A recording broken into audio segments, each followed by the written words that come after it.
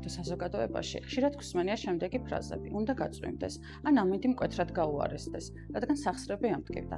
საინტერესოა, რა შეიძლება იდგეს ამ ფენომენის მიღმა. მტკიცებულებებზე დაყრდნობილი მედიცინის დამოკიდებულება ამ მსგავსი ფენომენის მიმართ საკმაოდ საინტერესოა. სამედიცინო საზოგადოება ორად იყოფა: ნაწილი ადასტურებს მიზეშედეგობრივ კავშირს, ნაწილი კი საკმაოდ სკეპტიკურ დამოკიდებულებას იჩენს.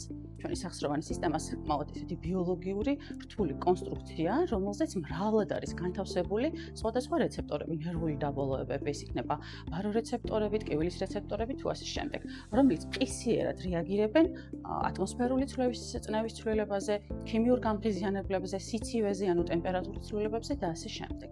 ერთგვარად განგაშის სიგნალად შეიძლება ჩაითვალოს ამინდის ცვლილებასთან მიმართებით სახსრების ტკივილის გაძლიერება. რა თქმა უნდა, რევმატოლოგები მივიჩნევთ, რომ ტკივილის ფენომენის აღქმაში და აღწერაში მეტი როლი ენიჭება სახსრების ანთებითი დაავადების სიმძიმეს და მიმდინარეობას და არა სინოპტიკურ რუკას, თუმცა მაინც მივიჩნევთ ამას ერთგვარ განგაშის სიგნალად, რადგან ამ ჩივილების უკან შესაძლოა იდგეს სახსრების ასეთი სერიოზული ანთებითი დაავადებები, ისეთი როგორც არის რევმატოიდული ართრიტი, ფსორიაზული ართრიტი, ან საკუთრივ დეგენერაციული დაავადებები, რაც არ უნდა დარჩეს ყურადღების მიღმა, რადგან ვიცით, რომ მსგავსი დაავადებების დროული დიაგნოსტიკა და მართვა აუცილებელია, რადგან თავიდან ავიცილოთ ის შესაძლო გართულებები, რაც შეიძლება მოყვეს არანამკურნალებ დაავადებას.